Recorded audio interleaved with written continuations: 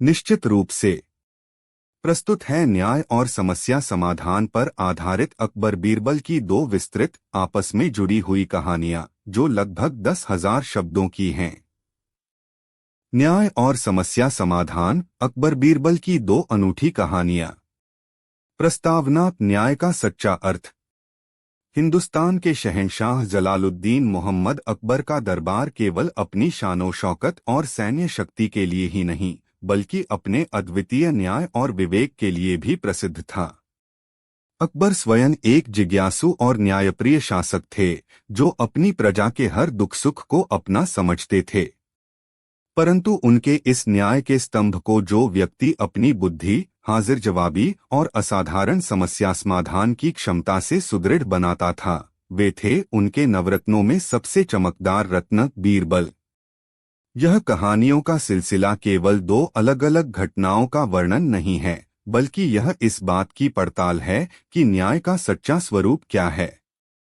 क्या न्याय केवल अपराधी को दंडित करना है या उसके पीछे छिपे सामाजिक और मनोवैज्ञानिक कारणों को समझना भी है? क्या एक समस्या का समाधान दूसरी बड़ी समस्या को जन्म दे सकता है? यह कथा यात्रा हमें आगरा की गलियों से लेकर शाही दरबार के षड्यंत्रों तक ले जाएगी और दिखाएगी कि कैसे बीरबल की बुद्धि ने न केवल व्यक्तिगत विवादों को सुलझाया बल्कि सल्तनत को एक बड़े संकट से भी उबारा। पहली कहानी, सोनार की ईमानदारी और कुम्हार का घड़ा। अध्याय 1। एक दरिद्र की पुकार। आगरा की सुबह की पहली किरणें अभी यमुना के जल पर सोने की तरह चमक ही रही थीं कि शहंशाह अकबर का दीवानयाम लोगों की भीड़ से भरने लगा था। यह वह स्थान था जहां कोई भी, चाहे वह अमीर हो या गरीब, अपनी फरियाद सीधे बादशाह के सामने रख सकता था। उस दिन का दरबार सामान्य रूप से चल रहा था। जमीनी विवाद, व्यापारिक लेनदेन की शिकायतें और पारिवारिक झगड़े। अकबर धैर्यपूर्वक सब कुछ सुन रहे थे और अपने मंत्रियों की सलाह से निर्णय दे रहे थे। तभी भीड़ को चीरता हुआ एक दुर्बल और फटेहाल व्यक्ति सामने आया। उसके कपड़े मिट्टी से सने थे और चेहरे पर हताशा और चिंता की गहरी लकीरें थीं। उसने कांपते हुए हाथों से शहंशाह को सलाम किया। नाम क्या है तुम्हारा और क्या फरियाद लेकर आए हो? अकबर ने अपनी भारी आवाज में पूछा, जिसमें अधिकार के साथ साथ एक प्रकार की कोमलता भी थी। हुजूर, मेरा नाम रामदीन है। मैं एक गरीब कुम्हार हूँ, उस व्यक्ति ने अपनी कांपती आवाज में कहा। मेरी दुनिया लुट गई अन्नदाता। मेरी जीवन भर की कमाई किसी ने मुझसे छीन ली है। दरबार में एक क्षण के लिए सन्नाटा छा गया। बीरबल, जो अपने नियत स्थान पर खड़े थे, उन्होंने उस कुम्हार को ध्यान से देखा। उसकी आंखों में सच्चाई की एक अजीब सी चमक थी जो उसकी गरीबी और लाचारी से कहीं ज्यादा शक्तिशाली थी। पूरी बात विस्तार से बताओ, रामदीन, अकबर ने कहा। रामदीन ने अपनी आंखों के आंसू पोंछते हुए कहना शुरू किया, जहांपनाह, मेरी एक बेटी है जो विवाह योग्य हो गई है। मैं वर्षों से पाई पाई जोड़ रहा था ताकि उसके हाथ पीले कर सकूं और उसे सम्मान के साथ विदा कर सकूं। मैंने अपनी सारी बचत, 500 सोने की मोहरें, किसी चोर या डाकू की नजर से बचाने के लिए अपने बनाए हुए एक खास घड़े के तले में छुपा दी थीं। मैंने उस घड़े के तले में एक गुप्त तहखाना बनाया था जिसे केवल मैं ही जानता था। दरबारियों ने एक दूसरे को देखना शुरू कर दिया। 500 सोने की मोहरें एक कुम्हार के लिए एक विशाल धनराशि थी। रामदीन ने आगे कहा, कल मेरे घर पर कुछ मेहमान आए और पानी भरने के लिए अतिरिक्त घड़ों की आवश्यकता पड़ी। मेरी पत्नी ने अनजाने में वह खास घड़ा भी उन घड़ों के साथ रख दिया जिन्हें मैं बाजार में बेचने के लिए ले जा रहा था। मैं अपनी धुन में था और मैंने ध्यान नहीं दिया। मैं बाजार गया और शहर के सबसे बड़े सोनार सेठ धनपत राय को अपने सारे घड़े बेच दिए। जब मैं शाम को घर लौटा और अपनी बेटी के विवाह की बात चली तो मुझे अपनी मोहरों का ध्यान आया। मैंने घड़ा ढूंढा पर वह नहीं मिला। मेरी पत्नी ने रोते हुए बताया कि वह घड़ा भी बिक गया। तो तुम यह कहना चाहते हो कि तुम्हारी मोहरों से भरा घड़ा सेठ धनपत राय के पास है? अकबर ने पूछा। जी हुजूर, रामदीन ने सिर झुकाकर कहा। मैं आज सुबह ही उनके पास गया था। मैंने उनके पैरों में गिरकर अपनी गलती बताई और अपना घड़ा वापस मांगा, लेकिन सेठ जी ने साफ इनकार कर दिया। उन्होंने कहा कि उन्हें किसी घड़े में कोई मोहरें नहीं मिली। हुजूर, वह एक अमीर आदमी हैं और मैं एक गरीब। मेरी बात कौन मानेगा? पर मैं अल्लाह की कसम खाकर कहता हूं कि मेरी मोहरें उसी घड़े में थीं। कृपया मेरे साथ न्याय करें शहंशाह, वरना मेरी बेटी का भविष्य अंधकार में डूब जाएगा। अकबर ने अपने एक मंत्री की ओर देखा। मंत्री ने कहा, जहांपनाह, सेठ धनपत राय शहर के एक सम्मानित व्यवसायी हैं। वह अपनी ईमानदारी के लिए जाने जाते हैं। हो सकता है यह कुम्हार झूठ बोल रहा हो और सेठ से पैसे ऐंठने की कोशिश कर रहा हो। दरबार में कई लोग इस बात से सहमत दिखे। एक अमीर और प्रतिष्ठित सोनार पर एक गरीब कुम्हार का आरोप अविश्वसनीय लग रहा था। अकबर एक दुविधा में पड़ गए। वह किसी निर्दोष को दंडित नहीं करना चाहते थे, लेकिन किसी फरियादी को निराश भी नहीं लौटा सकते थे। उन्होंने सेठ धनपत राय को तुरंत दरबार में पेश करने का हुक्म दिया। अध्याय 2, दो पक्ष एक सत्य। कुछ ही घंटों में सेठ धनपत राय दरबार में हाजिर हुए। वह एक धनी व्यक्ति थे, जिनके वस्त्रों से इत्र की सुगंध आ रही थी और उंगलियों में कीमती अंगूठियां चमक रही थीं। उन्होंने पूरे आदर से शहंशाह को सलाम किया। इस सेठ धनपत राय, अकबर ने सीधे मुद्दे पर आते हुए कहा, इस कुम्हार रामदीन का आरोप है कि इसने कल आपको जो घड़े बेचे थे, उनमें से एक में इसकी जीवन भर की कमाई 500 सोने की मोहरें थीं। यह कहता है कि आपने वे मोहरें रख ली हैं और देने से इनकार कर रहे हैं। इस बारे में आपका क्या कहना है? धनपत राय ने पहले तो रामदीन को घृणा की दृष्टि से देखा, फिर पूरी विनम्रता से अकबर की ओर मुड़े। आलमपनाह, मैं पिछले 40 वर्षों से इस शहर में सोने चांदी का व्यापार कर रहा हूं। आज तक मेरी ईमानदारी पर किसी ने उंगली नहीं उठाई। यह सच है कि मैंने कल इस व्यक्ति से कुछ घड़े खरीदे थे। वे अभी भी मेरी दुकान के पिछले हिस्से में पड़े हैं। लेकिन मैं ईश्वर को साक्षी मानकर कहता हूं कि मुझे किसी भी घड़े में कोई मोहरें नहीं मिली। उसने आगे कहा, हुजूर, यह व्यक्ति शायद अपनी गरीबी से तंग आकर मुझ पर झूठा आरोप लगा रहा है। आप चाहें तो मेरे पूरे घर और दुकान की तलाशी ले सकते हैं। अगर आपको एक भी अतिरिक्त मोहर मिले जो मेरे बही खाते में दर्ज न हो, तो मैं हर सजा भुगतने को तैयार हूं। अब स्थिति और भी जटिल हो गई थी। दोनों पक्ष अपनी अपनी बात पर अड़े थे और दोनों के पास कोई ठोस सबूत नहीं था। रामदीन के पास केवल उसके आंसू थे और धनपत राय के पास उसकी वर्षों की प्रतिष्ठा। अकबर ने अपने सलाहकारों से मंत्रणा की। अधिकांश का यही मानना था कि रामदीन झूठ बोल रहा है।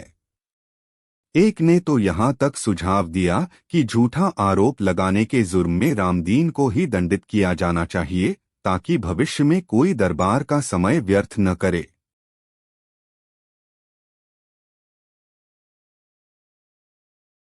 अकबर गहरे सोच में डूब गए।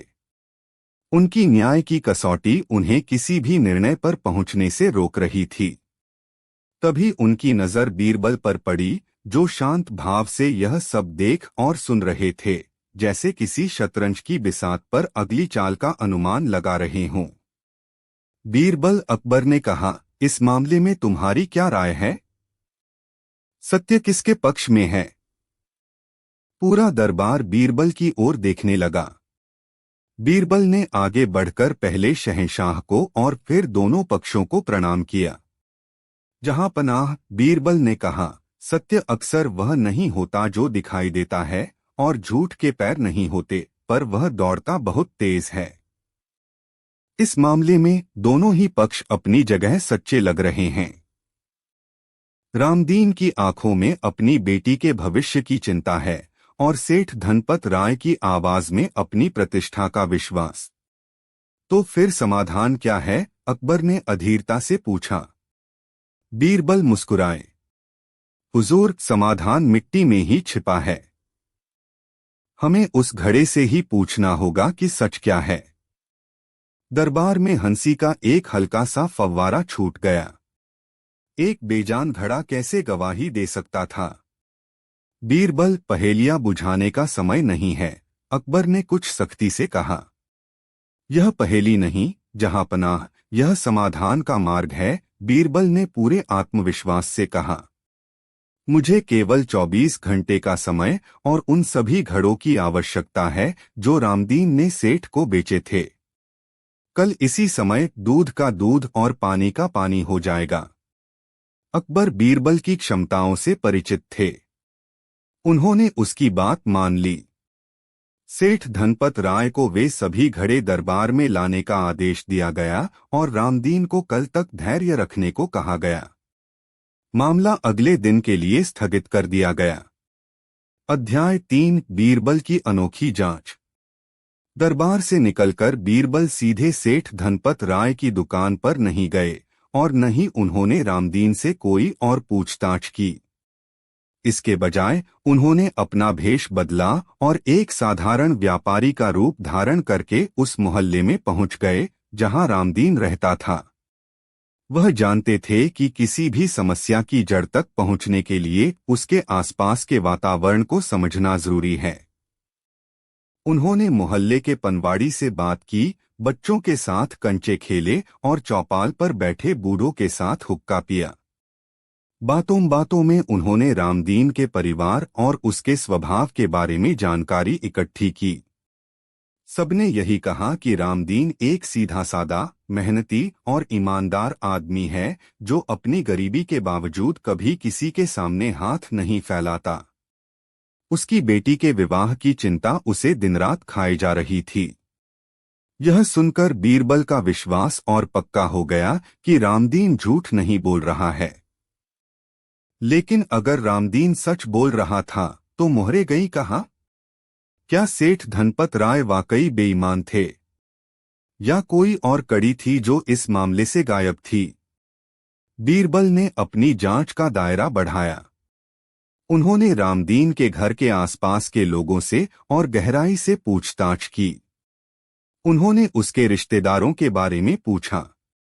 पता चला कि रामदीन का एक भतीजा है, मोहन, जो कुछ समय से उसी के साथ रह रहा था।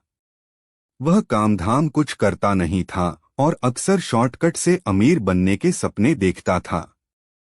कई लोगों ने बताया कि मोहन को हाल ही में कुछ जुआरियों के साथ देखा गया था। बीरबल के कान खड़े हो गए। यह एक महत्वपूर्ण सुराग हो सकता था।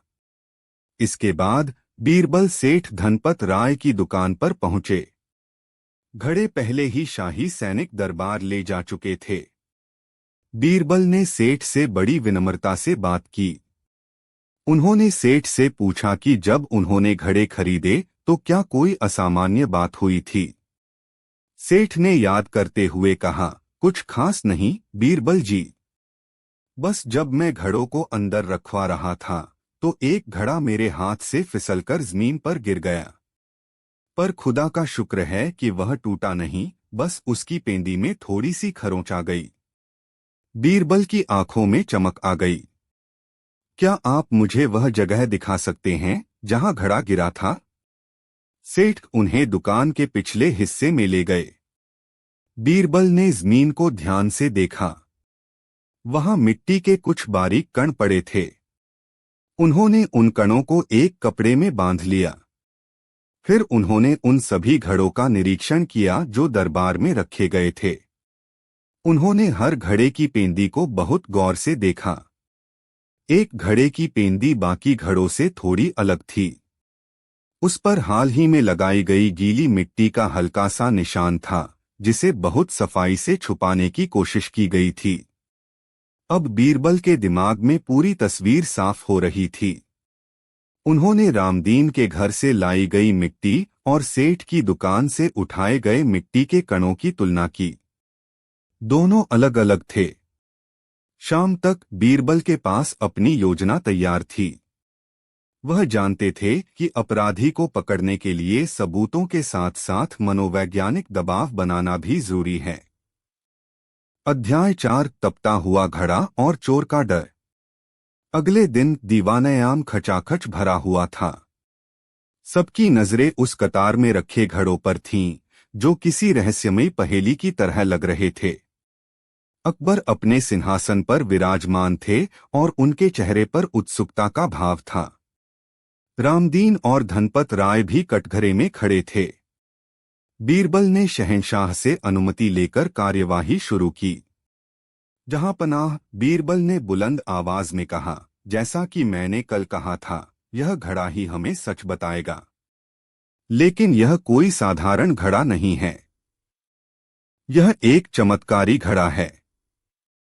यह आग में तपने पर चोर को पहचान लेता है।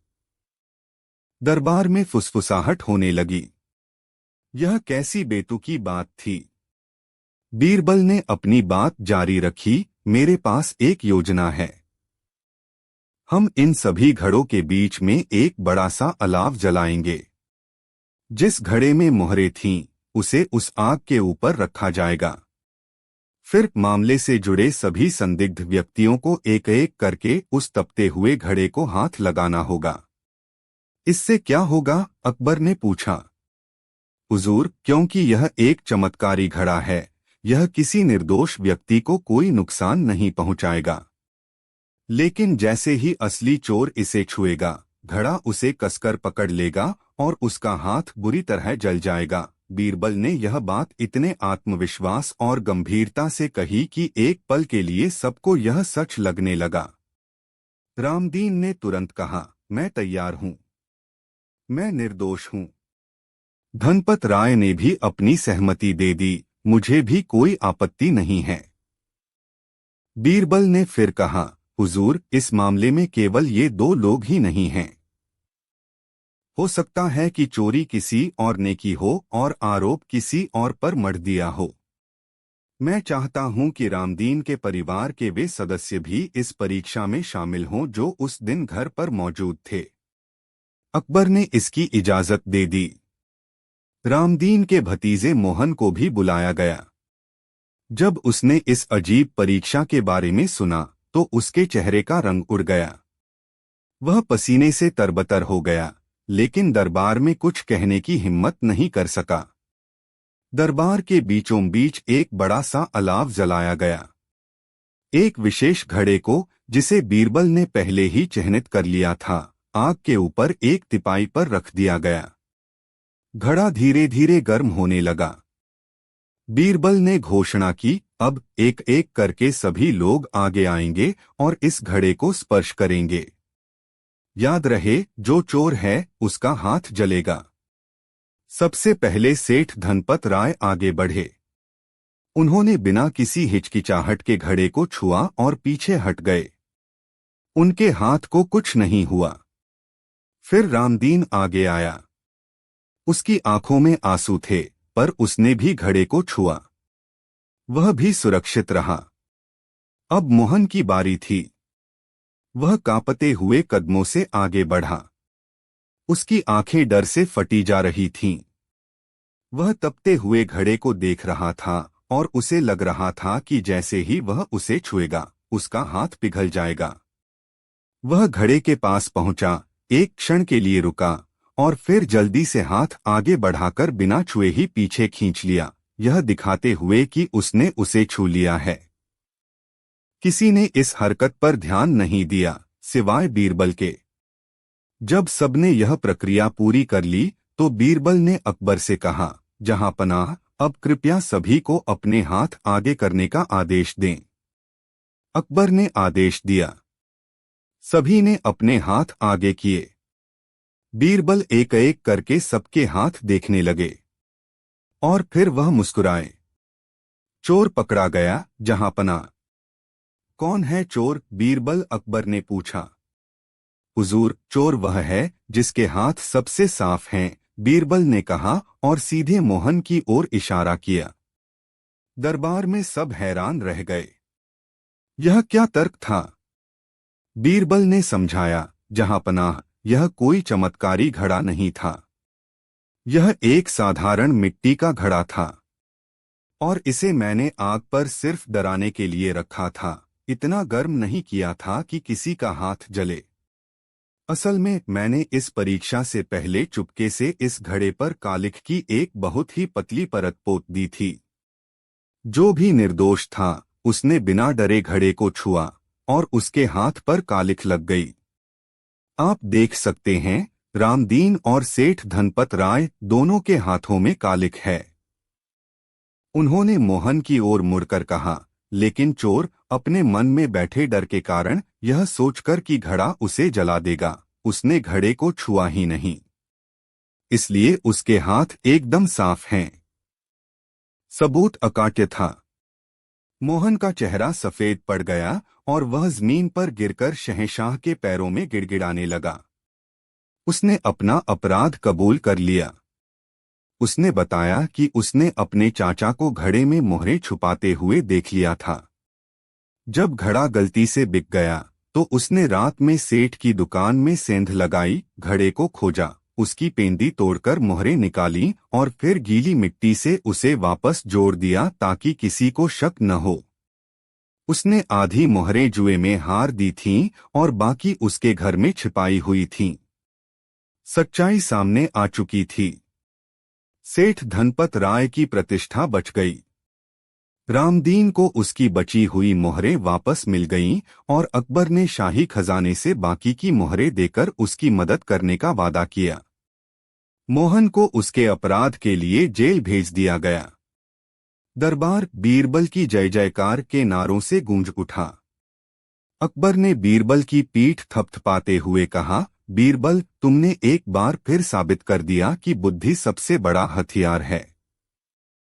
तुमने न केवल एक जटिल समस्या को सुलझाया बल्कि न्याय की सच्ची परख भी की।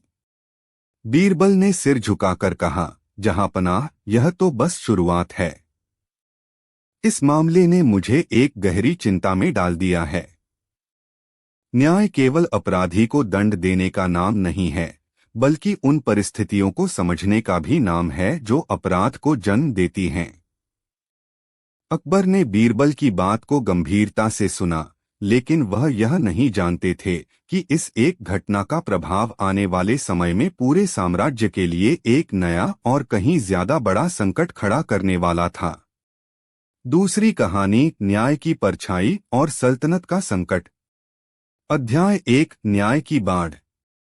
रामदीन के मामले में बीरबल की सफलता की कहानी आग की तरह पूरे आगरा और आसपास के इलाकों में फैल गई। लोग बीरबल की बुद्धिमत्ता के कायल हो गए। लेकिन इस प्रसिद्धि का एक अप्रत्याशित और खतरनाक परिणाम सामने आया। लोगों में यह धारणा बनने लगी कि शाही दरबार एक जादुई जगह है, जहां बीरबल किसी भी समस्या का चमत्कारी समाधान निकाल सकते हैं। अचानक दीवान-ए-आम में फरियादियों की बाढ़ आ गई। हर कोई अपनी छोटी बड़ी, सच्ची झूठी समस्या लेकर दरबार पहुंचने लगा। शुरुआत में मामले हास्यास्पद थे। दो पड़ोसन इस बात पर लड़ रही थीं कि किसकी मुर्गी ने अंडा दिया है। एक किसान ने अपने पड़ोसी पर आरोप लगाया कि वह अपनी भैंस को ज्यादा देर तक घूरता है, जिससे भैंस ने दूध देना कम कर दिया है। अकबर और बीरबल धैर्यपूर्वक इन मामलों को भी सुनते और हल करते, लेकिन धीरे धीरे स्थिति गंभीर होने लगी। अब लोग झूठे और मनगढ़ंत आरोप लगाकर दरबार आने लगे थे। उन्हें लगता था कि वे भी रामदीन की तरह किसी अमीर व्यक्ति पर आरोप लगाकर शाही खजाने से मुआवजा हासिल कर सकते हैं। दरबार का कीमती समय इन तुच्छ और झूठे मामलों में बर्बाद होने लगा। राज्य के जरूरी प्रशासनिक कार्य ठप पड़ गए। मंत्री और सलाहकार परेशान थे। न्याय की व्यवस्था, जो अकबर की सल्तनत का गौरव थी, अब एक मजाक बनकर रह गई थी। अकबर इस स्थिति से बहुत चिंतित थे। उन्होंने एक शाम अपने खास सलाहकारों की एक बैठक बुलाई। यह क्या हो रहा है? अकबर ने चिंता व्यक्त की। हमने न्याय का दरवाजा सबके लिए खोला था, लेकिन लोगों ने इसे तमाशा बना दिया है। अगर ऐसा ही चलता रहा तो असली जरूरतमंदों को कभी न्याय नहीं मिल पाएगा। एक वरिष्ठ मंत्री, इनायत खान, जो हमेशा से बीरबल की बढ़ती लोकप्रियता से जलता था, उसे यह एक सुनहरा अवसर लगा। उसने कहा, आलम पनाह, यह सब उस कुम्हार वाले मामले के बाद शुरू हुआ है। बीरबल की तरकीबों ने लोगों को यह सिखा दिया है कि बिना सबूत के भी अपनी बात मनवाई जा सकती है। लोगों के मन से कानून का डर खत्म हो गया है। एक अन्य मंत्री ने सुझाव दिया, हुजूर, हमें सख्ती बरतनी होगी। झूठे आरोप लगाने वालों के लिए कठोर दंड का प्रावधान करना होगा, जैसे कोड़े मारना या भारी जुर्माना लगाना। अकबर को यह सुझाव पसंद नहीं आया। लेकिन हम यह कैसे तय करेंगे कि कौन सा आरोप झूठा है और कौन सा सच्चा? अगर हमने किसी सच्चे फरियादी को ही सजा दे दी तो यह तो और भी बड़ा अन्याय होगा। दरबार में घंटों बहस चली, लेकिन कोई ठोस समाधान नहीं निकला। सबकी नजरें एक बार फिर बीरबल पर टिकी थीं, जो अब तक खामोश थे। बीरबल, तुम चुप क्यों हो? अकबर ने पूछा। यह संकट तुम्हारे ही एक समाधान की वजह से पैदा हुआ है। अब तुम ही बताओ, इस आग को कैसे बुझाया जाए? अध्याय 2, षड्यंत्र की आहट। बीरबल ने गहरी सांस ली। जहां पनाह, आग लगाना आसान है, बुझाना मुश्किल। और यह आग केवल लोगों के लालच की नहीं है। मुझे लगता है कि इस धुएं के पीछे कोई और भी है, जो इस आग को हवा दे रहा है। तुम्हारा क्या मतलब है? अकबर ने चौंककर पूछा। हुजूर, लोगों का लालची होना स्वाभाविक है, लेकिन इतनी बड़ी संख्या में एक ही तरह के झूठे मामले लेकर आना, यह संगठित लगता है। ऐसा लगता है जैसे कोई जानबूझकर न्याय व्यवस्था को ठप करना चाहता है, ताकि प्रजा का आप पर से विश्वास उठ जाए और सल्तनत में अशांति फैले। बीरबल की बात सुनकर सब सन्न रह गए। यह केवल एक प्रशासनिक समस्या नहीं थी, यह एक राजनीतिक षड्यंत्र हो सकता था। इनायत खान ने तुरंत इसका खंडन किया। बीरबल, तुम हमेशा छोटी सी बात में भी षड्यंत्र ढूंढ लेते हो। यह सिर्फ आम लोगों की मूर्खता है और कुछ नहीं। लेकिन अकबर बीरबल को जानते थे। उन्होंने बीरबल को इस मामले की तह तक जाने की पूरी छूट दे दी। बीरबल ने एक बार फिर अपनी जासूसों की टीम को काम पर लगाया। इस बार उनका काम किसी एक व्यक्ति की जांच करना नहीं था, बल्कि पूरे शहर की नब्ज को टटोलना था। उन्होंने अपने लोगों को बाजारों, सराय, चौपालों और यहाँ तक कि अमीरों की महफिलों में भी फैला दिया। उन्हें यह पता लगाने का काम सौंपा गया कि इन झूठे मुकदमों की अफवाहें कहाँ से शुरू हो रही हैं और कौन लोग इन्हें बढ़ावा दे रहे हैं। कुछ ही हफ्तों की कड़ी मशक्कत के बाद जानकारी आनी शुरू हुई। पता चला कि कई मामलों में फरियादियों को कुछ गुमनाम लोग उकसा रहे थे। वे उन्हें झूठी कहानी गढ़ना सिखाते थे और बदले में मुआवजे का एक हिस्सा मांगते थे। और सबसे चौंकाने वाली बात यह थी कि इन सभी उकसाने वालों के तार कहीं न कहीं मंत्री इनायत खान और उसके कुछ असंतुष्ट साथी रईसों से जुड़ रहे थे। बीरबल समझ गए कि यह एक बहुत बड़ा और खतरनाक खेल है। इनायत खान और उसके साथी अकबर की न्यायप्रिय छवि को करके, प्रशासन को पंगु बनाकर और प्रजा में असंतोष फैलाकर तख्तापलट की जमीन तैयार कर रहे थे। वे सीधे तौर पर अकबर पर हमला नहीं कर सकते थे, इसलिए वे उस स्तंभ पर हमला कर रहे थे जिस पर अकबर की सल्तनत टिकी थी, न्याय। अब बीरबल के सामने दोहरी चुनौती थी। पहली, दरबार में आ रहे झूठे मामलों की बाढ़ को रोकना, और दूसरी, इनायत खान जैसे शक्तिशाली और चालाक दुश्मन को बेनकाब करना, वह भी बिना किसी ठोस सबूत के। सिर्फ जासूसों की बातों पर कोई भी शहंशाह अपने एक वरिष्ठ मंत्री पर यकीन नहीं करता। अध्याय 3 बीरबल का दोहरा खेल। बीरबल ने एक बहुत ही साहसी और जोखिम भरी योजना बनाई। वह जानते थे कि इनायत खान को रंगे हाथों पकड़ने के लिए उन्हें उसके करीब जाना होगा, और उसके करीब जाने का एक ही रास्ता था, अकबर की नजरों में गिर जाना। बीरबल एक शाम अकबर के पास अकेले में गए और अपनी पूरी योजना समझाई। योजना सुनकर अकबर हैरान रह गए। यह बहुत खतरनाक था। अगर कुछ भी गलत हुआ तो निश्चित रूप से। प्रस्तुत है पिछली कहानियों की अगली कड़ी, जो न्याय और शासन की गहराइयों में उतरती है। पिछली कहानी का सार, बीरबल ने झूठे मुकदमों के संकट को एक अवसर में बदलते हुए सल्तनत में पंचायत प्रणाली की स्थापना की थी। इस सुधार ने शाही दरबार का बोझ कम किया और आम जनता को त्वरित न्याय प्रदान किया। सल्तनत में शांति और व्यवस्था का एक नया दौर शुरू हुआ था।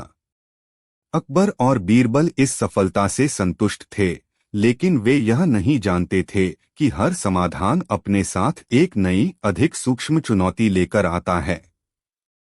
तीसरी कहानी, न्याय की जड़ें और सत्ता का विष। अध्याय 1, शांति की भ्रामक प्रतिध्वनि। पंचायत प्रणाली की स्थापना को 2 वर्ष बीत चुके थे।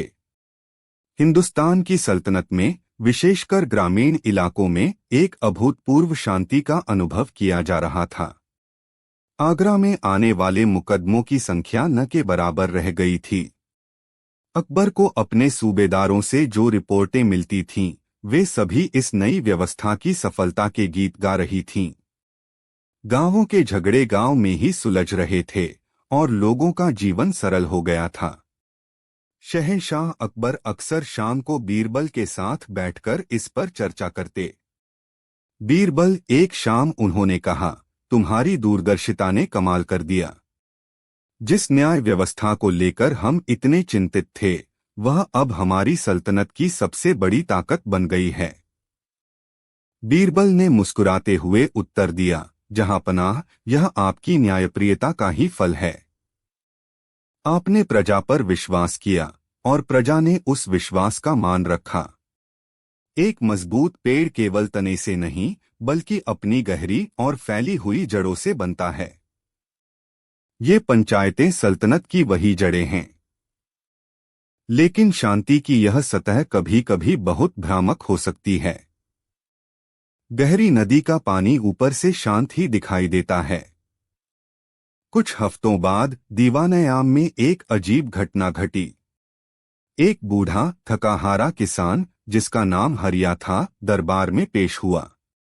वह अवध के एक दूरदराज गांव से महीनों की यात्रा करके आगरा पहुंचा था। उसके पैर नंगे थे और कपड़ों पर यात्रा की धूल की परतें जमी थीं, लेकिन उसकी आंखों में एक हठभरी चमक थी। उसने लड़खड़ाती आवाज में फरियाद की, अन्नदाता, मेरे साथ धोखा हुआ है। मेरे गांव के ठाकुर ने मेरी पुरखों की जमीन मुझसे छीन ली है। अकबर के एक मंत्री ने मामले की छानबीन की। उसने हरिया से कुछ दस्तावेज लिए और उन्हें देखकर बोला, जहांपनाह, यह मामला तो गांव की पंचायत में पहले ही सुलझ चुका है।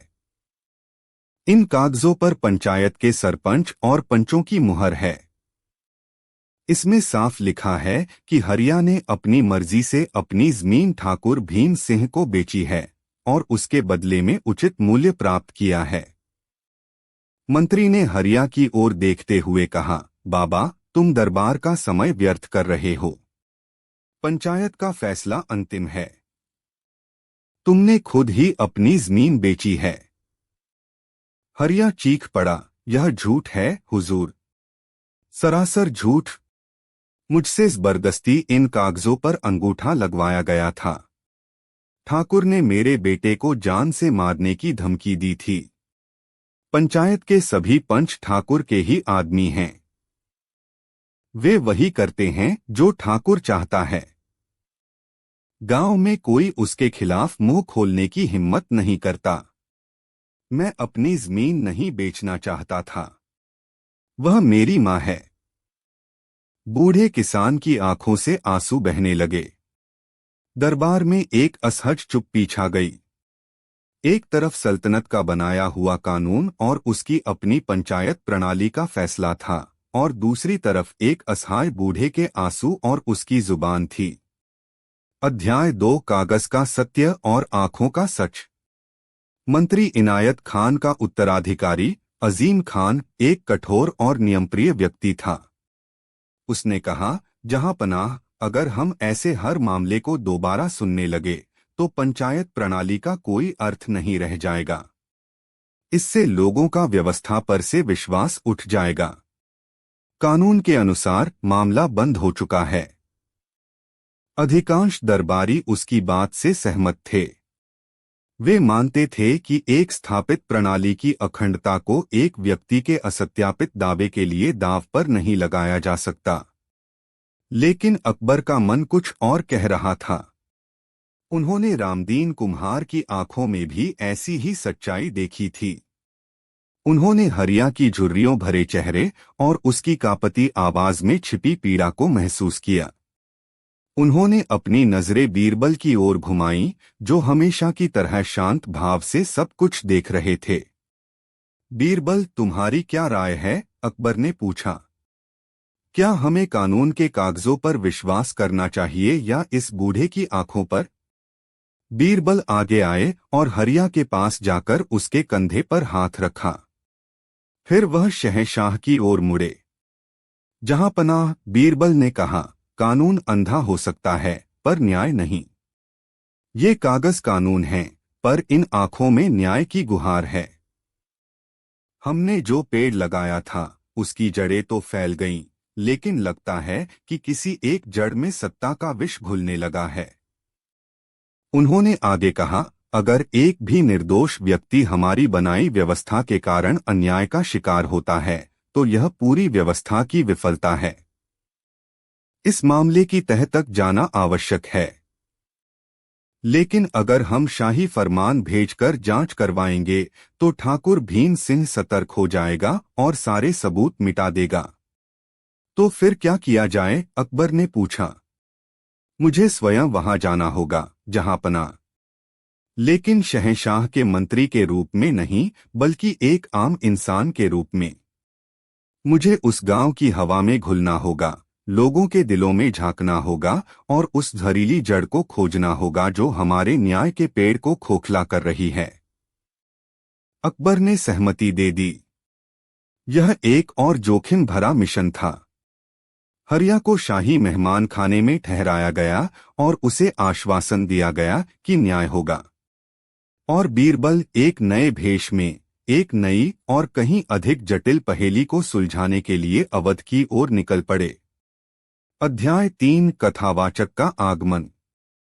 कुछ सप्ताह बाद अवध के उस सुदूर गांव, जिसका नाम सूरजपुर था, में एक कथावाचक का आगमन हुआ। वह मध्यम आयु का था। उसके चेहरे पर ज्ञान और शांति का तेज था और उसकी आवाज में एक अजीब सा खिंचाव था। उसने अपना नाम ज्ञानदास बताया। ज्ञानदास ने गांव के पुराने बरगद के पेड़ के नीचे अपना डेरा जमाया और शाम को रामायण और महाभारत की कहानियां सुनाना शुरू कर दिया। उसकी कहानी सुनाने की कला अद्भुत थी। वह पात्रों को इस तरह जीवंत कर देता था कि गांव वाले मंत्रमुग्ध होकर सुनते। धीरे धीरे उसकी चौपाल में भीड़ बढ़ने लगी। बच्चे, बूढ़े, औरतें, मर्द सब शाम होने का इंतजार करते ताकि ज्ञानदास की कहानी सुन सकें। बीरबल ज्ञानदास के भेष में केवल कहानी नहीं सुना रहे थे, वह गांव का अध्ययन कर रहे थे। उन्होंने देखा कि गांव में एक अजीब सा डर और खामोशी थी। लोग एक दूसरे से खुलकर बात नहीं करते थे। ठाकुर भीम सिंह की विशाल हवेली गांव के बीचों बीच एक राक्षस की तरह खड़ी थी और गांव के बाकी घर उसके सामने बौने लगते थे। उन्होंने यह भी देखा कि पंचायत के 5 सदस्य, सरपंच, लेखपाल और 3 अन्य पंच दिन रात ठाकुर की हवेली के चक्कर काटते थे। बीरबल ने अपनी कहानियों के माध्यम से लोगों का विश्वास जीतना शुरू किया। वह कहानियों के बाद लोगों से उनके हालचाल पूछते, उनकी फसलों के बारे में बात करते, उनके बच्चों को प्यार करते। एक रात कहानी खत्म होने के बाद जब सब लोग चले गए तो एक छोटा लड़का चुपके से बीरबल के पास आया और अपनी मुट्ठी में रखी एक सूखी रोटी उन्हें दी। बाबा, मेरी माँ ने भेजी है, उसने धीरे से कहा। आप बहुत अच्छी कहानियां सुनाते हैं। बीरबल ने उसके सिर पर हाथ फेरा और पूछा, बेटा, तुम लोग इतने डरे हुए क्यों रहते हो? लड़के की आंखों में आंसू आ गए। ठाकुर बहुत बुरा है। उसने मेरे काका की जमीन भी छीन ली थी, वैसे ही जैसे हरिया काका की छीनी थी। जो उसकी बात नहीं मानता, उसके खेत रात में जल जाते हैं या उसके जानवर गायब हो जाते हैं। पंचायत भी उसी की है। यह पहली सीधी गवाही थी। बीरबल जानते थे कि उन्हें सबूत चाहिए, लेकिन उससे भी ज्यादा उन्हें इस गांव के लोगों के मन से डर को निकालना होगा। एक अकेला बीरबल ठाकुर को सजा दिलवा सकता था, लेकिन गांव को हमेशा के लिए सुरक्षित केवल गांव वाले ही बना सकते थे। अध्याय 4, कहानी के भीतर कहानी। अब बीरबल ने अपनी रणनीति बदल दी। उन्होंने अपनी कहानियों का रुख मोड़ दिया। अब वह राजाओं और देवताओं की कहानियों के बजाय जुल्म के खिलाफ आम लोगों की जीत की कहानियां सुनाने लगे। एक शाम उन्होंने एक नई कहानी शुरू की। यह कहानी एक ऐसे गांव की थी जिस पर एक मायावी राक्षस का साया था। वह राक्षस गांव वालों की जमीन और उनकी खुशियां खा जाता था। उस गांव के बीच में एक पवित्र देववृक्ष था, जो उस राक्षस के जुल्म के कारण सूखने लगा था। कहानी में एक संत आता है और गांव वालों को बताता है कि जिस दिन गांव के सभी लोग बिना डरे एक साथ मिलकर उस सूखे देववृक्ष को अपने अपने घर के सबसे पवित्र स्रोत से लाए जल से सींचेंगे, उस दिन वृक्ष फिर से हरा हो जाएगा और राक्षस की सारी शक्तियां खत्म हो जाएंगी। यह कहानी सूरजपुर के लोगों के दिलों में उतर गई। वे समझ गए कि ज्ञानदास किसकी बात कर रहा है। राक्षस ठाकुर भीम सिंह था और सूखता हुआ देववृक्ष उनका अपना गांव और उनका अपना स्वाभिमान था। कहानी ने उनके अंदर एक दबी हुई चिंगारी को हवा दे दी। एक तरफ बीरबल गांव वालों को मानसिक रूप से तैयार कर रहे थे, तो दूसरी तरफ उन्होंने ठाकुर भीम सिंह के लिए एक जाल बिछाना शुरू कर दिया। ज्ञानदास के रूप में वह एक दिन ठाकुर भीम सिंह की हवेली पहुंचे। उन्होंने ठाकुर की बहुत प्रशंसा की और कहा, ठाकुर साहब, मैं तो कथावाचक हूँ, लेकिन ज्योतिष और पुराने ग्रंथों का भी थोड़ा ज्ञान रखता हूँ। मैंने सुना है कि आपके पास अद्भुत पारखी नजर है। ठाकुर अपनी प्रशंसा सुनकर फूला नहीं समाया। बीरबल ने कहा, मेरे अध्ययन के अनुसार इस गांव की सीमा पर जो बंजर जमीन का टुकड़ा है, जहां कोई खेती नहीं होती, वह साधारण जमीन नहीं है। सदियों पहले एक पराजित राजा ने अपना खजाना वहीं छुपाया था। लेकिन उस जमीन की मालकिन एक बहुत ही जिद्दी बुढ़िया है, जो किसी भी कीमत पर उसे बेचने को तैयार नहीं। ठाकुर भीम सिंह की आंखों में लालच की चमक दौड़ गई। खजाना? क्या तुम निश्चित हो, ज्ञानदास? उसने पूछा। ठाकुर साहब, मेरे ग्रंथ कभी झूठ नहीं बोलते, बीरबल ने पूरे आत्मविश्वास से कहा। लेकिन उस बुढ़िया को राजी करना असंभव है। तुम उसकी चिंता मत करो, ठाकुर ने अपनी मूंछों पर ताव देते हुए कहा। मैं जानता हूं कि जमीन कैसे ली जाती है। अध्याय 5, जाल और जागरण। जैसा बीरबल ने सोचा था, ठीक वैसा ही हुआ। लालच में अंधे ठाकुर ने वही किया जो वह हमेशा करता आया था। उसने अपनी कठपुतली पंचायत बुलाई। पंचायत ने एक तरफा फैसला सुनाया कि वह बुढ़िया, जो वास्तव में बीरबल की ही एक जासूस थी, मानसिक रूप से विक्षिप्त है और अपनी संपत्ति की देखभाल नहीं कर सकती। उसकी जमीन सार्वजनिक हित में नीलाम की जाती है। नीलामी में ठाकुर ने खुद ही औने पौने दाम पर वह बंजर जमीन खरीद ली और सारे कानूनी दस्तावेज तैयार करवा लिए। ठाकुर ने यह सब इतनी जल्दी में किया कि उसे यह सोचने का मौका ही नहीं मिला कि एक कथावाचक उसे यह राज क्यों बताएगा। उसका लालच उसकी बुद्धि पर हावी हो चुका था। जिस रात अमावस्या थी और ठाकुर अपने कुछ विश्वासपात्र लोगों के साथ खजाना खोदने के लिए उस बंजर जमीन पर पहुंचा, बीरबल ने अपना अंतिम दांव खेला। उन्होंने गांव वालों को संदेश भेजा, राक्षस की शक्ति का अंत करने का समय आ गया है। अपने घरों से पवित्र जल लेकर सूखे देववृक्ष के पास पहुंचो। ठाकुर के अत्याचार और ज्ञानदास की कहानी से प्रेरित गांव वाले अब डरने वाले नहीं थे। हरिया के बेटे के नेतृत्व में पूरा गांव हर हाथ में पानी का एक बर्तन लिए मशालों की रोशनी में उस पुराने बरगद के पेड़ की ओर चल पड़ा। यह कोई विद्रोह नहीं था, यह एक शांतिपूर्ण लेकिन दृढ़ संकल्प का प्रदर्शन था। यह आत्मसम्मान की पुनःस्थापना की यात्रा थी। जब ठाकुर भीम सिंह और उसके आदमी जमीन खोद रहे थे और उन्हें खजाने की जगह केवल पत्थर मिल रहे थे, तभी उन्हें दूर से आती मशालों की रोशनी और लोगों का हुजूम दिखाई दिया। वह घबरा गया। उसे लगा कि गांव वाले उस पर हमला करने आ रहे हैं। और ठीक उसी पल एक और चमत्कार हुआ। कथावाचक ज्ञानदास, जो अब तक गांव वालों को निर्देशित कर रहा था, अचानक बदल गया। उसने अपनी कथावाचक की वेशभूषा उतारी और शाही पोशाक में सामने आया, जो उसने अंदर पहन रखी थी। उसके साथ ही आसपास छिपे हुए शाही सैनिक बाहर निकल आए और उन्होंने ठाकुर और उसके लोगों को घेर लिया। ठाकुर भीम सिंह, बीरबल ने अपनी असली अधिकारपूर्ण आवाज में कहा, तुम्हें शहंशाह हिंद जलालुद्दीन मोहम्मद अकबर की न्याय व्यवस्था का मजाक उड़ाने और उनकी प्रजा पर जुल्म करने के जुर्म में गिरफ्तार किया जाता है। ठाकुर के पैरों तले जमीन खिसक गई। उसे समझ आ गया कि ज्ञानदास और खजाने की कहानी एक जाल था और उसका सबसे बड़ा सबूत उस असहाय बुढ़िया से जबरदस्ती छीनी गई जमीन के कागजात उसी के हाथ में थे। उपसंहार, न्याय का सच्चा रक्षक। आगरा के दरबार में ठाकुर भीम सिंह और उसकी पूरी पंचायत जंजीरों में जकड़ी खड़ी थी। बीरबल ने पूरे मामले का खुलासा किया और बताया कि कैसे ठाकुर ने पंचायत प्रणाली को अपने निजी लाभ के लिए एक हथियार बना लिया था। अकबर ने दोषियों को उनके अपराधों के लिए कठोर दंड दिया और हरिया सहित उन सभी किसानों की जमीनें उन्हें वापस दिलवाईं। लेकिन उस दिन अकबर ने दरबार में एक ऐतिहासिक भाषण दिया। उन्होंने कहा, आज बीरबल ने एक बार फिर अपनी बुद्धिमत्ता से न्याय की रक्षा की है।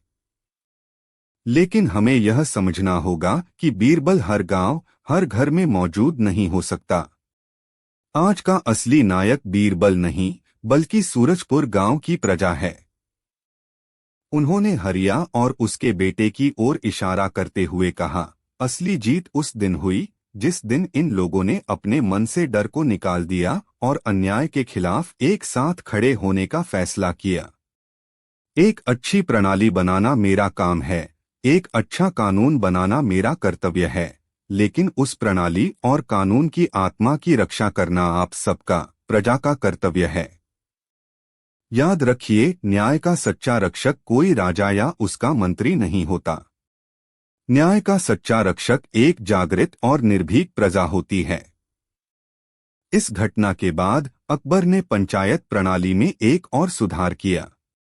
एक शाही निरीक्षक का पद बनाया गया, जिसका काम था बिना किसी पूर्व सूचना के अलग अलग गांवों का दौरा करना और यह सुनिश्चित करना कि पंचायतें निष्पक्ष रूप से काम कर रही हैं। इस तरह एक और संकट को न केवल हल किया गया, बल्कि उसे एक ऐसे पाठ में बदल दिया गया जिसने सल्तनत की नींव को और भी गहरा और मजबूत बना दिया। न्याय की यात्रा कभी खत्म नहीं होती, यह निरंतर सुधार, संतुलन और सबसे बढ़कर साहस की मांग करती है। निश्चित रूप से प्रस्तुत है इस कथा श्रृंखला का अगला और अंतिम भाग, जो न्याय की अवधारणा को व्यक्तिगत और दार्शनिक स्तर पर ले जाता है। पिछली कहानी का सार, बीरबल ने सूरजपुर गांव में जाकर ठाकुर भीम सिंह के अत्याचार को समाप्त किया और यह सिद्ध किया कि न्याय प्रणाली की रक्षा के लिए प्रजा का जागृत होना आवश्यक है। इस घटना के बाद पंचायत प्रणाली को और सुदृढ़ करने के लिए शाही निरीक्षक का पद बनाया गया, जिससे स्थानीय स्तर पर न्याय और भी पारदर्शी हो गया। सल्तनत में अब एक अभूतपूर्व शांति थी, लेकिन बीरबल जानते थे कि सबसे बड़ी चुनौती बाहरी नहीं बल्कि आंतरिक होती है। चौथी कहानी, न्यायाधीश का न्याय और मन का दर्पण। अध्याय 1, शांति का सन्नाटा। कई वर्ष बीत गए। सल्तनते मुगलिया अपने स्वर्ण काल में थी। पंचायतें सुचारू रूप से चल रही थीं, शाही निरीक्षक अपना काम ईमानदारी से कर रहे थे और दीवाने आम में अब केवल बड़े अंतर्राज्यीय या व्यापारिक मामले ही आते थे। शहंशाह अकबर अब अपनी आयु के उस पड़ाव पर थे जहां तलवार से ज्यादा कलम और नीति में उनका मन लगता था। बीरबल भी अब पहले से अधिक शांत और गंभीर हो गए थे। उनकी हाजिर जवाबी अब भी वैसी ही थी, लेकिन अब उनके शब्दों में अनुभव का गहरा दर्शन झलकता था। यह शांति एक सन्नाटे की तरह थी, एक ऐसी स्थिरता जो किसी भी तूफान से पहले आती है। और यह तूफान किसी बाहरी दुश्मन या आंतरिक षड्यंत्र से नहीं, बल्कि स्वयं न्याय के केंद्र शहंशाह अकबर के मन के भीतर से उठने वाला था। एक दिन दरबार में एक बहुत ही जटिल और दुखद मामला आया। यह मामला दो भाइयों करीम और रहीम का था। वे आगरा के सबसे कुशल और प्रसिद्ध ज़रीज़रदोज़ी के कारीगर थे। उनका बनाया हुआ काम दूर दूर के देशों तक जाता था। दोनों भाई एक दूसरे की जान थे और उनका कारोबार भी साझा था। लेकिन एक रात उनकी साझा कार्यशाला में आग लग गई। सब कुछ जलकर राख हो गया, सिवाय एक लोहे की तिजोरी के। जब तिजोरी खोली गई तो उसमें रखे 10,000 सोने के सिक्कों में से 5,000 सिक्के गायब थे। आग लगने के समय कार्यशाला में केवल छोटा भाई रहीम मौजूद था, जो किसी तरह अपनी जान बचाकर बाहर निकल पाया था। बड़े भाई करीम ने रहीम पर चोरी का आरोप लगाया। उसका कहना था कि रहीम ने ही सिक्के चुराए और फिर सबूत मिटाने के लिए कार्यशाला में आग लगा दी। रहीम की दलील थी कि वह निर्दोष है। जब आग लगी तो वह काम खत्म करके सो रहा था। हो सकता है कोई चोर बाहर से आया हो। मामला बहुत पेचीदा था। कोई गवाह नहीं था, कोई सबूत नहीं था। दोनों भाइयों की वर्षों की प्रतिष्ठा दांव पर थी। जो भाई कल तक एक दूसरे के लिए जान देते थे, आज एक दूसरे के खून के प्यासे कटघरे में खड़े थे। अध्याय 2, शहंशाह की दुविधा। अकबर ने कई दिनों तक मामले की सुनवाई की। उन्होंने दोनों भाइयों से अलग अलग पूछताछ की, उनके पड़ोसियों और कर्मचारियों से बात की, लेकिन कोई सुराग नहीं मिला। करीम अपने आरोप पर अड़ा था और रहीम अपनी बेगुनाही की कस्में खा रहा था। शहंशाह एक भयानक मानसिक दुविधा में फंस गए। वे किसी एक को दोषी ठहराते तो दूसरा बर्बाद हो जाता। अगर वे दोनों को छोड़ देते तो न्याय अधूरा रह जाता। यह मामला उनके लिए एक व्यक्तिगत चुनौती बन गया था। उन्होंने अपनी पूरी बुद्धि, अनुभव और विवेक इस मामले को सुलझाने में झोंक दिया। दिनरात वे इसी के बारे में सोचते रहते। उनकी रातों की नींद और दिन का चैन खत्म हो गया। वे चिड़चिड़े हो गए। दरबार में भी उनका ध्यान नहीं लगता था। बीरबल यह सब देख रहे थे। वे जानते थे कि शहंशाह इस मामले को अपनी प्रतिष्ठा का प्रश्न बना चुके हैं। वे केवल एक न्यायाधीश की तरह नहीं, बल्कि एक पिता की तरह इस झगड़े को सुलझाना चाहते थे, और यही उनकी सबसे बड़ी गलती थी। एक शाम जब अकबर दरबार के बाद भी अकेले सिंहासन पर बैठे कुछ सोच रहे थे, बीरबल उनके पास गए। जहां पनाह, बीरबल ने धीरे से कहा, आप बहुत थक गए हैं। आपको आराम की जरूरत है। अकबर ने थकी हुई आंखों से बीरबल को देखा। कैसे आराम करूं, बीरबल? मेरे सामने दो भाई एक दूसरे को बर्बाद करने पर तुले हैं और मैं सच नहीं देख पा रहा। एक बादशाह के रूप में यह मेरी सबसे बड़ी विफलता है। शायद मैं अब न्याय करने के काबिल नहीं रहा। यह सुनकर बीरबल को गहरा आघात लगा। उन्होंने देखा कि शहंशाह का आत्मविश्वास बुरी तरह हिल चुका था। यह सल्तनत के लिए किसी भी बाहरी हमले से ज्यादा खतरनाक था। बीरबल ने कहा, हुजूर, कभी कभी सत्य सतह पर नहीं होता, वह बहुत गहरा होता है और उसे देखने के लिए आंखों की नहीं, एक शांत मन की जरूरत होती है। आप इस मामले से इतने ज्यादा जुड़ गए हैं कि आप उसे निष्पक्ष रूप से नहीं देख पा रहे। तो तुम ही बताओ, क्या करूं मैं? अकबर ने लगभग लाचारी से पूछा। बीरबल ने एक पल सोचा। वे जानते थे कि अब उन्हें केवल एक मामला नहीं सुलझाना है, बल्कि अपने शहंशाह और मित्र के खोए हुए आत्मविश्वास को वापस लाना है। जहां पनाह, मैं इस मामले को सुलझा सकता हूं, बीरबल ने कहा, लेकिन मेरी एक शर्त है। अगले 7 दिनों के लिए आप शहंशाह नहीं रहेंगे। आप दरबार में नहीं आएंगे। आप कोई भी शाही फैसला नहीं लेंगे। आप एक आम इंसान की तरह जिएंगे, बिना अपनी पहचान बताए। आप आगरा की गलियों में घूमेंगे, लोगों से बात करेंगे, उनकी जिंदगी देखेंगे। सल्तनत का काम मैं और बाकी मंत्री संभाल लेंगे। 7 दिन बाद जब आप वापस लौटेंगे, तब मैं आपको इस मामले का हल बताऊंगा। अकबर को यह शर्त अजीब लगी, लेकिन वे इतने थक चुके थे कि उन्हें यह एक पलायन का अच्छा रास्ता लगा। उन्होंने बीरबल की बात मान ली। अध्याय 3, शहंशाह का अज्ञातवास। अगली सुबह पहली बार वर्षों में अकबर शहंशाह जलालुद्दीन के रूप में नहीं जागे।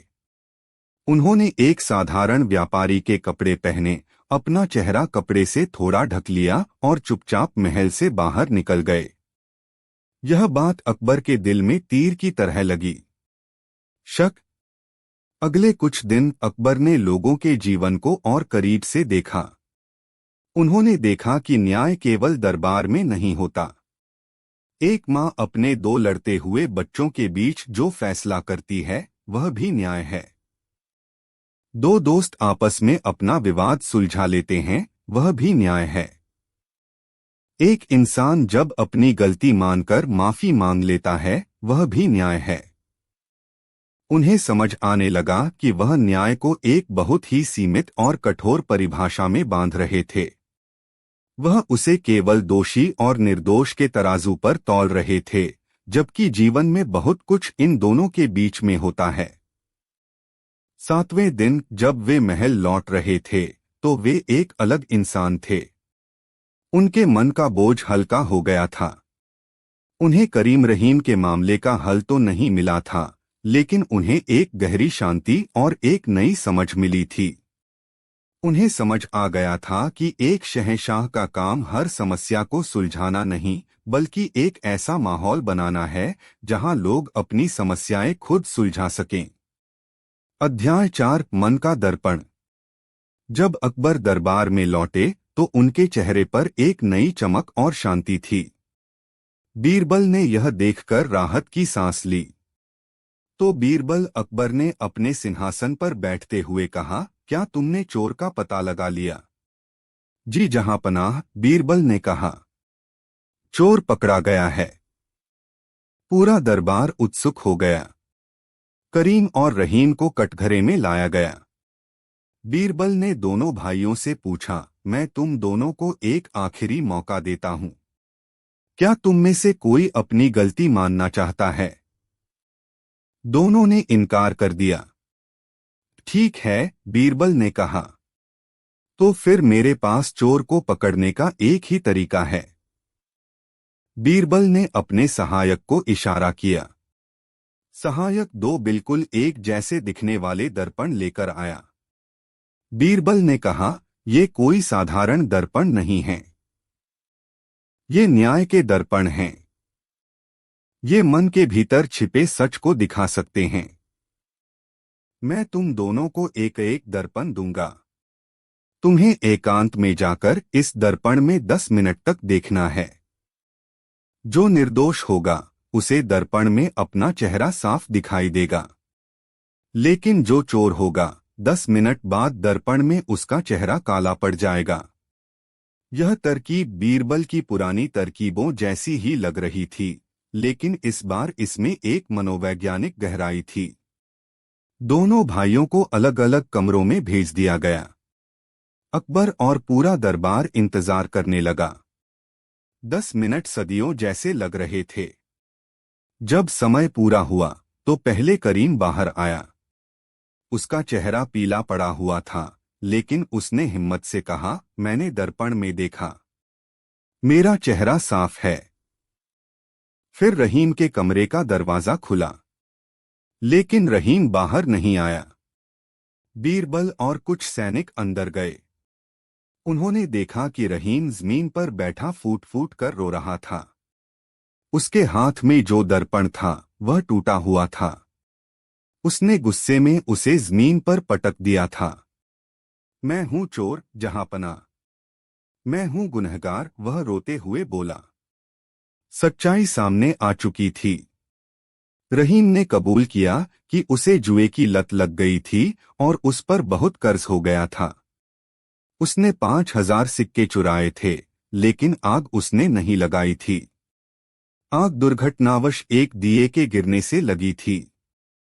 उसे अपनी करनी पर इतना पछतावा था, लेकिन वह अपने भाई का सामना करने की हिम्मत नहीं जुटा पा रहा था। जब बीरबल ने दर्पण वाली बात कही तो उसे लगा कि यह सचमुच कोई जादुई दर्पण है और उसका राज खुल जाएगा। अपने ही अपराध बोध के बोझ तले वह टूट गया। उसे दर्पण में अपना चेहरा काला ही दिखाई दे रहा था। उपसंहार न्याय से परे। दरबार में शांति छा गई। करीम अपने भाई को इस हालत में देखकर स्तब्ध था। उसका गुस्सा पिघल गया और आंखों में आंसू आ गए। वह दौड़कर गया और अपने रोते हुए भाई को गले लगा लिया। अकबर यह दृश्य देखकर भावुक हो गए। उन्होंने बीरबल की ओर देखा। बीरबल, दर्पण में कोई जादू नहीं था, है ना? बीरबल ने मुस्कुराकर कहा, नहीं जहांपना, वे साधारण कांच के टुकड़े थे। असली दर्पण तो इंसान का अपना ज़मीर होता है, जो उसे उसके अपराध का एहसास कराता है। मैंने तो बस रहीम को उसके अपने ज़मीर के सामने खड़ा कर दिया था। अकबर ने एक गहरा सांस लिया। लेकिन अब न्याय क्या कहता है बीरबल? रहीम चोर है, उसे सजा मिलनी चाहिए। यह इस कहानी का सबसे महत्वपूर्ण क्षण था। बीरबल ने कहा, जहांपनाह, कानून के हिसाब से रहीम को सजा मिलनी चाहिए, लेकिन न्याय का उद्देश्य केवल सजा देना नहीं, बल्कि चीजों को फिर से सही करना भी है। यहां दो भाइयों का रिश्ता दांव पर है, उनका हुनर दांव पर है। करीम अपने भाई को माफ कर चुका है। रहीम को अपनी गलती का एहसास हो चुका है। शायद सबसे बड़ी सजा उसे उसका ज़मीर पहले ही दे चुका है।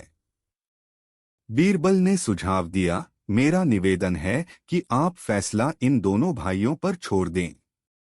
रहीम को अपने भाई का कर्ज चुकाने के लिए दोगुनी मेहनत करनी होगी और करीम को उसे माफ करके फिर से मौका देना होगा। सल्तनत को एक अपराधी नहीं, बल्कि दो हुनरमंद कारीगर चाहिए। अकबर बीरबल की बात की गहराई को समझ गए। उन्होंने अपनी 7 दिन की यात्रा में यही सीखा था। न्याय हमेशा कठोर दंड नहीं होता। कभी कभी न्याय क्षमा में, एक दूसरे मौके में और टूटे हुए रिश्तों को जोड़ने में निहित होता है। उन्होंने अपना फैसला सुनाया, यह दरबार रहीम को दोषी पाता है, लेकिन उसकी सजा यह होगी कि वह जीवन भर अपने भाई की सेवा करेगा और अपने हुनर से इस सल्तनत का नाम रोशन करेगा। यह मामला दरबार में बंद होता है, लेकिन दिलों में खुला रहेगा। उस दिन अकबर ने केवल एक मामले का फैसला नहीं किया था। उन्होंने अपने लिए और अपनी सल्तनत के लिए न्याय की एक नई परिभाषा गढ़ी थी। एक ऐसी परिभाषा जो कानून की किताबों से परे इंसान के मन और रिश्तों की जटिलताओं को समझती थी। यह उनकी और बीरबल की यात्रा का चरमोत्कर्ष था, एक ऐसी समझ तक पहुंचना जहां न्याय और करुणा एक हो जाते हैं।